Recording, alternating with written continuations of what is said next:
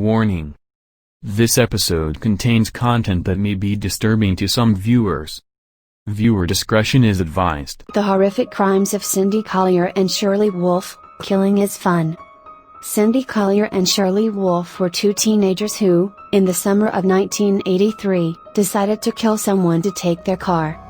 Anna Brackett, 85 years old, a retired seamstress, had great-grandchildren of her own, was a very caring and helpful person who would help anyone. She wasn't senile.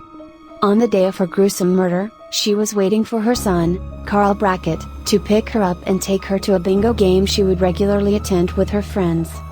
Little did she know opening the door to help two girls would be the death of her. Before Anna Brackett, the girls had a glass of water from another neighbor, Joe Becker, 70 years old. Her husband was saying that after the girls left, she felt so contaminated that she immediately scrubbed the phone with alcohol and thoroughly washed the glass. This was before they knew anything about the murder. 14-year-old Shirley Wolfe and 15-year-old Cindy Collier had just met the day before the murder that shook an entire community. They instantly got along, as they were so similar and they had almost the same disturbing childhood and experiences. Shirley Wolfe's court-appointed attorney has said that while she was killing the old lady, she was thinking of everybody she hated, her mother and father. However, after receiving a psychiatric evaluation, the psychiatrist believed the killing of Anna Brackett was a symbolic killing of her own mother. Anna Brackett's killing was a nightmare within the nightmare of Shirley Wolfe's life. She was sexually abused from infancy, by her father and occasionally by her paternal grandfather and uncle. Her disruptive behavior drew attention since kindergarten, but the teacher's psychiatric recommendation was ignored and Shirley ran away for the first time when she was 6. The streets of Brooklyn, where she was born, seemed terrifying, so she shortly returned home. When Shirley was 9, her father sent her mother, Catherine, 33 years old, on an errand on one morning and locked her 3 brothers out of the house. Then he raped Shirley in the bathroom. She got really frightened, however he carried on. For the next few years, he would assault her whenever there was an opportunity, sometimes even 3 times a day. When she hit puberty, her father gave her contraceptive pills to avoid a pregnancy.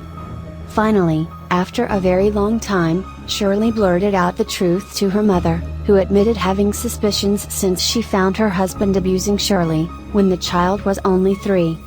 Shirley kept quiet all those years because she was scared of her father's violent temper and didn't want to be blamed for breaking the family. Even if her father denied the allegations, he later pleaded guilty, because as he claims he's been told, if pleading innocent he would definitely get between 1 to 50 years and he'd rather serve a few months than 50 years. In a most horrendous version of justice, Shirley, as she feared, was removed from her family, because as a sex offender, her father's probation terms meant he couldn't be in contact with his daughter. Since then, Shirley was placed in 2 foster homes where she felt like a stranger, and she was finally sent to a Sacramento group home. Cindy Collier's fierce brown eyes emanate hostility, and her rage exploded often enough to give her a reputation as aggressive among juvenile hall staffers who knew her since she was 12. Her arrest history included charges of theft, assault, robbery and drug use. When Collier visited a friend in Sacramento group home, she met Wolfe. They both saw in each other a kindred spirit. When Cindy was 1, her parents divorced and her mother, Betty Avery, remarried, but her marriage ended in divorce. Cindy's father, David Lee Collier, resurfaced after 14 years, when his daughter's role in Anna Brackett's case was made public. In her statement to the police the night of her arrest, she revealed she was once raped by a family member, as well as by another man, who then threw her down a flight of concrete stairs in Tahoe. She admitted her childhood was rotten. She was beaten since she was born and raped a few times. She also tried to kill herself, but it only brought frustrations. So she took it out on others. When asked if she ever killed before, she said no, but she tried so many times. She just couldn't handle that other people had normal lives and they thought they're probably better than her. Her only regret when interrogated was that she didn't kill before, although she tried. The juvenile scrawl in the lined ledger that Shirley Wolfe used as her diary is barely legible, but there's a morbid clarity in the entry dated Tuesday, June 14. Today, Cindy and I ran away and killed an old lady. It was lots of fun. When they escaped the group home, they randomly knocked on doors in a condominium development in Auburn, 33 miles northeast of Sacramento. Though the girls used the innocent ruses of asking for directions, or a glass of water, or to use their phone, their behavior was unsettling enough to alarm the senior citizens they encountered. Anna Brackett, 85, kindly invited them into her two-bedroom condo and spent nearly 1 hour chatting. "We decided we were going to kill her when we saw her," said Shirley Wolf.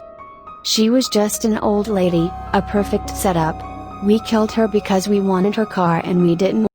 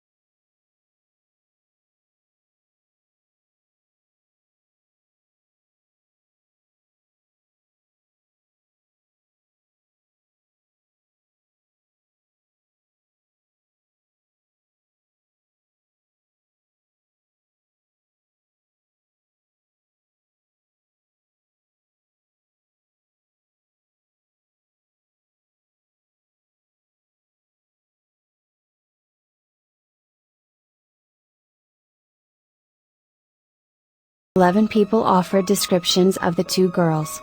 Although several members remembered Collier from the neighborhood from when she used to live with her grandparents in the same development, supplied investigators with her name, they were still skeptical.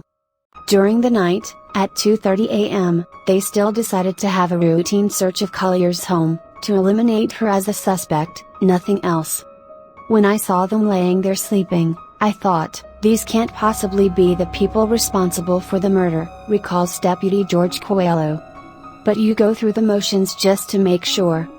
Released from juvenile hall just the day before, when awakened, Collier remained silent and calm. Wolf, on the other hand, confessed within minutes. After tape recording Wolf's confession, deputies then confronted Collier. "She started to laugh," says Coelho. "Then she recorded her own confession. To honestly tell you the truth, we didn't feel any badness," said Collier. "Then after we did it, we wanted to do another one. We just wanted to kill someone. Just for fun." In her own confession, Wolf also admitted, "We both felt excited. I had done something I had never done before." The pointless brutality of the slaying and lack of remorse was shocking. But even more unusual, according to juvenile welfare professionals, is that two young girls were even capable of such a violent, physically intimate form of murder as stabbing. Generally speaking, females turn destructive impulses on themselves, while males lash out at others. Thomas Condit, Wolf's court-appointed attorney, entered a plea of not guilty by reason of insanity after receiving a psychiatric evaluation of his client. "I'd like to say that Shirley felt sorry," says Condit. "But I can't. That's part of her problem. She told me that while she was killing the old lady, she was thinking of everybody she hated, her father and her mother. But the psychiatrist believes it was a symbolic killing of her own mother." Tried as juveniles under state law, both Collier and Wolf were found guilty of first-degree murder on July 29, and Collier was sentenced to the maximum for minors, incarceration in a California Youth Authority facility until she turned 27. How did two young girls become monstrous, convicted killers? What furious impulses drove them to murder an innocent old woman who offered them only kindness? Anna Brackett's killing was a nightmare within the nightmare of Shirley Wolf's life. Both defense attorneys believe the girls' pent-up rage at an adult world that never protected them from harm was finally vented on another as helpless as themselves. "I think it was an unfortunate chemistry between the two girls," says Condit. "I think it also had to do with finding a new friend and wanting to show that she was capable of doing anything that the friend was." It is sadly ironic that the bond between Wolf and Collier, once so immediate and volatile, has disintegrated during their incarceration. Bitter enemies, each had to face the future alone again.